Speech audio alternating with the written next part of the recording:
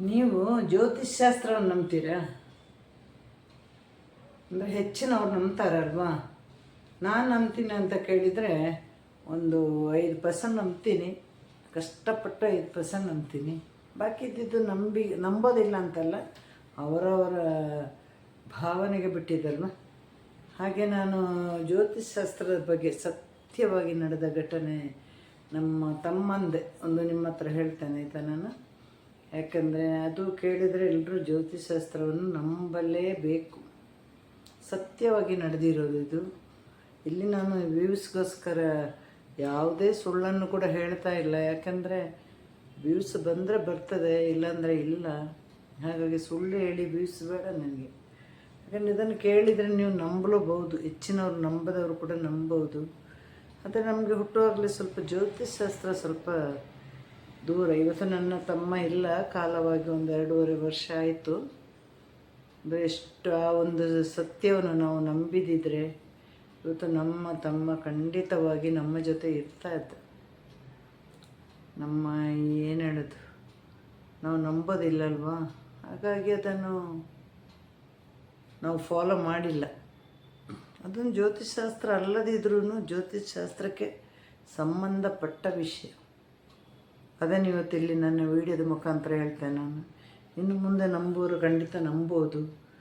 ಈ ನಮ್ಮ ಸುತ್ತಮುತ್ತಲು ಒಳ್ಳೆ ಜ್ಯೋತಿಷರು ಇರ್ತಾರೆ, ಗೊತ್ತಿಲ್ಲದವರು ಸುಳ್ಳು ಪೊಳ್ಳು ಹೇಳುವವರು ಇರ್ತಾರೆ. ಈ ಸುಳ್ಳು ಪೊಳ್ಳು ಹೇಳುವವರಿಂದಾಗಿ ಒಳ್ಳೆ ಜ್ಯೋತಿಷರಿಗೂ ಕೆಟ್ಟ ಹೆಸರು. ಎಷ್ಟು ಸತ್ಯ ಆಗಿದೆ ಇದೆ ಜ್ಯೋತಿಷಾಸ್ತ್ರ. ಕೆಲವರು ತುಂಬ ಪ್ರಜ್ಞಾವಂತರು, ಗೊತ್ತಿದ್ದು ಹೇಳ್ತಾರೆ.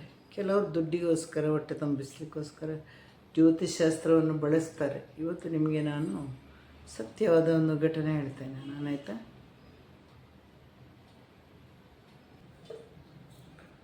ಒಂದು 10 ವರ್ಷ ಮೇಲಾಗಿರ್ಬೋದು, 10-12 ವರ್ಷ ಮೇಲಾಗಿರ್ಬೋದು ಈ ಘಟನೆಯಾಗಿ. ಇದು ವಿಷಯ ಏನಂದರೆ, ನಮ್ಮ ಅಜ್ಜಿ ಮನೆಗೆ ನಮಗೆ ಒಂದು 12-13 ಕಿಲೋಮೀಟ್ರ್ ದೂರ ಇದೆ. ನಮ್ಮ ಅಜ್ಜಿ ಮನೆಯಲ್ಲಿ ಒಂದು ತರವಾಡು ಪೂಜೆ ಅಂತ ಇತ್ತು. ಆ ತರವಾಡು ಪೂಜೆಗೆ ನಾವು ಹೋಗಬೇಕಾಗಿತ್ತು, ನಮ್ಮ ಅಮ್ಮ. ಆಗ ನಾನು ಇಲ್ಲಿ ಬೆಂಗಳೂರಲ್ಲಿದ್ದೆ. ಆಗ ನಮ್ಮ ತಮ್ಮ, ನಮ್ಮ ಇನ್ನಿಬ್ಬರು ಅಕ್ಕ ತಂಗಿಯರೆಲ್ಲ ಹೋಗಿದ್ದಾರೆ. ಆಗ ತಮ್ಮ ಕೆಲಸ ಮುಗಿಸ್ಕೊಂಡು ಹೋಗಬೇಕಾಗಿತ್ತು. ಅವರೆಲ್ಲ ಒಂದಿನಕ್ಕೆ ಮೊದಲು ಹೋದರೆ ಇವನು ಕೆಲಸ ಮುಗಿಸ್ಕೊಂಡು 3 ಗಂಟೆಗೆ ಹೋದ. ಇನ್ನು ಸ್ವಲ್ಪ ಎಲ್ಲ ನಂಬಿಕೆ ಜಾಸ್ತಿ, ದೇವರು ಅದೆಲ್ಲ ನಂಬಿಕೆ ಜಾಸ್ತಿ.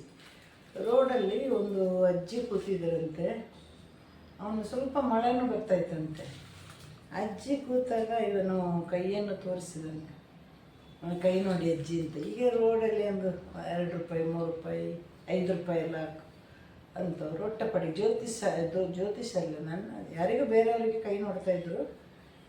ಆಗ ಅವ್ರು ಹೇಳಿದ್ರಂತೆ, ಮಗನೇ ನಿನಗೆ ಜಾಸ್ತಿ ಆಯುಷ್ಯ ಇಲ್ಲ ಅಂತ, ನಿನಗೆ ಇಂತಿಷ್ಟು ಆಯುಷ್ಯ ಅಂತ ಹೇಳಿಬಿಟ್ಟಿದ್ದಾರೆ. ನಾನು ಬೆಂಗಳೂರಲ್ಲಿದ್ದೆ, ನನಗೆ ಇದೆಲ್ಲ ಗೊತ್ತಿರಲಿಲ್ಲ. ನಂತರ ನೇರ ಅಜ್ಜಿ ಮನೆಗೆ ಬಂದೆ. ಅಲ್ಲಿ ಎಲ್ಲರಿದ್ದರು. ಎಲ್ಲರಂದರೆ ನಮ್ಮ ಕುಟುಂಬಕ್ಕೆ ಸಂಬಂಧಪಟ್ಟ ಒಂದು 20 ಜನ ಎಲ್ಲ ಇದ್ದರು. ಅಲ್ಲಿ ಅಮ್ಮ ಇದ್ದರು. ಅಮ್ಮನ ಹತ್ರ ಹೋಗಿ ಅವನು ಹೇಳಿದಂತೆ, ಅಮ್ಮ ನಿಮ್ಮ ಇದೊಂದು 12-13 ವರ್ಷಕ್ಕೆ ಹಿಂದೆ ಆಗಿರೋದು, ಅಮ್ಮ ನಿಮ್ಮ ಮಗನಿಗೆ ಜಾಸ್ತಿ ಆಯುಷ್ಯ ಇಲ್ಲ, ಈ ಥರ ಒಂದು ಅಜ್ಜಿ ಹೇಳ್ಬಿಟ್ಟಿದ್ದಾರೆ, ರೋಡ್ ಸೈಡಲ್ಲಿ ಬಸ್ ಸ್ಟ್ಯಾಂಡಲ್ಲಿ ಕೂತಿದ್ದಾರೆ ಅಂತ.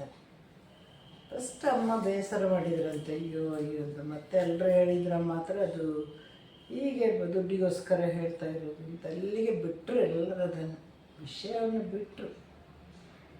ನೋಡಿ, ಅವರು ಹೇಳಿದ ಸಮಯಕ್ಕೆ ನನ್ನ ತಮ್ಮ ತೀರಿ ಹೋಗಿದ್ದಾನೆ.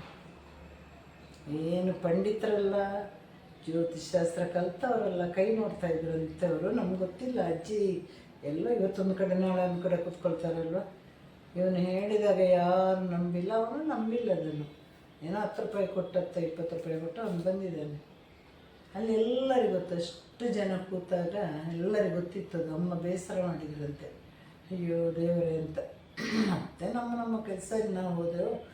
ನಾವೆಲ್ಲದನ್ನು ಮರ್ತು ಬಿಟ್ಟೆವು. ನನಗೆ ವಿಷಯ ಬಂತು, ಕಿವಿಗೆ ತಲುಪಿತು.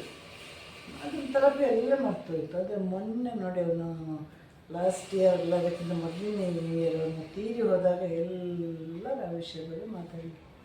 ಅವತ್ತು ಸ್ವಲ್ಪ ನಾವೇನಾದರೂ ಕೇರ್ಫುಲ್ಲಾಗಿ ಇದ್ದಿದ್ದರೆ ಅಥವಾ ಅದಕ್ಕೆ ಬೇಕಾದ ಪೂಜೆಗಳನ್ನು ಎಲ್ಲವನ್ನು ಮಾಡಿಸಿದಿದ್ರೆ ಇವತ್ತು ನಮ್ಮ ತಮ್ಮ ಇರ್ತದೆ. ಇವತ್ತು ನಮ್ಮ ತಾಯಿ ಮನೆ ಅವನು ಹೋಗಿ ಎಲ್ಲರೂ ಸತ್ತಂತ ಬದುಕ್ತಾ ಇದ್ದಾರೆ. ಯಾರಿಗೂ ಜೀವನದಲ್ಲಿ ಉತ್ಸಾಹ ಅನ್ನೋದಿಲ್ಲ. ಇನ್ನು ನಮ್ಮ ಜೀವನ ಕೊನೆ ತನಕ ಹೀಗೇನೆ, ಅದಕ್ಕೆ ಬೇರೆ ಎರಡು ಮಾತಿಲ್ಲ. ಹೀಗೇನೆ ಒಂದು ಮಾತು ನಮ್ಮ ಕಾಲಡಿಗೆ ಬಂದು ದೇವರು ಹೇಳಿದಾಗಿತ್ತು ಗೊತ್ತಾ. ಇವತ್ತು ಕೊರಗೆ ಏನು ಪ್ರಯೋಜನ ಇಲ್ಲ. ಆದರೆ ಕೆಲವು ವಿಷಯಗಳನ್ನು ಖಂಡಿತವಾಗಿ ನಂಬಲೇಬೇಕು ಗೊತ್ತಾ. ನಂಬಿ ಕೆಟ್ಟವರಿಲ್ಲ ಅಂತ ಹೇಳ್ತಾರಲ್ವ, ನಾವು ಯಾವುದನ್ನು ನಂಬೋದಿಲ್ಲ ಅಂದರೆ ಈ ಜೀವನದಲ್ಲಿ ಇದೇ ಥರ ನಮ್ಮ ಥರ ಸೋಲ್ತೀರ. ಯಾಕೆ ನಮಗೆ ಚಿಕ್ಕದಿಂದ ಬಂದಿಲ್ಲ ಅದು. ಈ ಜ್ಯೋತಿಷಾಸ್ತ್ರ, ಮಾಟ, ಮಂತ್ರ ಇದನ್ನೆಲ್ಲ ನಂಬುವಂಥ ಒಂದು ಇದು ಬಂದಿಲ್ಲ. ನೋಡಿದರೆ ಇವತ್ತು ಎಲ್ಲವೂ ಇದೆ, ಎಲ್ಲವೂ ಇದೆ, ವಶೀಕರಣ ಇದೆ, ಎಲ್ಲ ಇದೆ ಅಂತ ನಂಬಲೇಬೇಕಾಗ್ತದೆ. ಅದು ಇದೊಂದು ದೊಡ್ಡ ಟ್ರ್ಯಾಜಿಡಿ ಅಲ್ವ. ನಮಗೆ ಗೊತ್ತಿದ್ದು ಅವನ್ನ ನಾವು ಕಳಿಸ್ಬಿಟ್ವಲ್ಲ ಅಂತ ಅದು ಪದೇ ಪದೇ ನಮಗೆ ದುಃಖ ಆಗ್ತಾಯಿದೆ. ಅದು ನಿಜವಾಗ್ಲೂ ಜ್ಯೋತಿಷಾಸ್ತ್ರದಲ್ಲಿ ಒಂದು ಜಾತಕದಲ್ಲಿ 80ರ ಮೇಲೆ ಆಯುಷ್ಯ ಇತ್ತು ಇರ್ಬೋದೇನೋ. ಅದಕ್ಕೆ ಏನಾದರೂ ಪೂಜೆ ಮಾಡಿದರೆ ಸರಿ ಹೋಗ್ತಾಯಿತ್ತು. 100 ಜ್ಯೋತಿಷ್ಯರನ್ನು ತಗೊಂಡು ನೋಡಿದಾಗ ಒಂದು 40-50 ಒಳ್ಳೆ ಜ್ಯೋತಿಷರಿರ್ತಾರೆ, ಇನ್ನೊಂದು 20 ಅರ್ಧಂಬರ್ಧ, ಇನ್ನೊಂದು 30ರಷ್ಟು ಮೋಸ, ಹಣಕ್ಕೋಸ್ಕರ ಮಾಡೋದು. ಎಲ್ಲ ವಿಷಯ ನಾನಿವತ್ತು ಇಲ್ಲಿ ಹೇಳಲಿಕ್ಕೆ ಬಂದ ಒಂದು ಮೋರಲ್ ಏನಂದರೆ, ಎಲ್ಲ ವಿಷಯವನ್ನು ದಯವಿಟ್ಟು ಕಡೆಗಣಿಸಬೇಡಿ. ಕೆಲವು ವಿಷಯಗಳನ್ನು ನಾವು ನಂಬಲೇಬೇಕಾಗುತ್ತೆ, ಅದನ್ನು ನಂಬಲೇಬೇಕು. ಹಾಗೆ ನನ್ನ ಇವತ್ತಿನ ಬ್ಲಾಗ್ ಎಲ್ಲ ಇದಾಗಿತ್ತು, ಮಿನಿ ಬ್ಲಾಗ್. ತುಂಬ ದೊಡ್ಡದು ಮಾಡಿದರೆ ಯಾರು ನೋಡೋದು ಇಲ್ಲ. ದೇವರನ್ನು ನಂಬಿ, ಒಳ್ಳೆ ಜ್ಯೋತಿಷ್ಯರು ನಂಬಿ, ಎಲ್ಲವೂ ಇದೆ ನಮ್ಮ ಸುತ್ತಮುತ್ತಲು. ದೇವರಿದೆ ಅಂದಮೇಲೆ ಇದೆಲ್ಲವೂ ಇದೆ ಗೊತ್ತು. ನಾವು ಅದು ನಂಬೋದಿಲ್ಲ, ಇದು ನಂಬೋದಿಲ್ಲ ಅಂತ ಇವತ್ತು ನೋಡಿ ಕೊರಗಿ ಸಾಯ್ತಾ ಇದ್ದೇವೆ. ಇದರಲ್ಲಿ ಎಷ್ಟು ಜನ ನೋಡ್ತಿರೋ ಗೊತ್ತಿಲ್ಲ. ನೀವು ನಂಬಿ, ಜ್ಯೋತಿಷಾಸ್ತ್ರ ಒಳ್ಳೆ ಜ್ಯೋತಿಷರಿದ್ದಾರೆ. ಹಾಗೆ ಎಲ್ರಿಗೂ ಟಾಟಾ ಬಾಯ್, ಸಿ ಯು, ಟೇಕ್ ಕೇರ್. ಬೇರೆ ಕೆಲಸಗಳು ಬೇಕಾದಷ್ಟಿದೆ.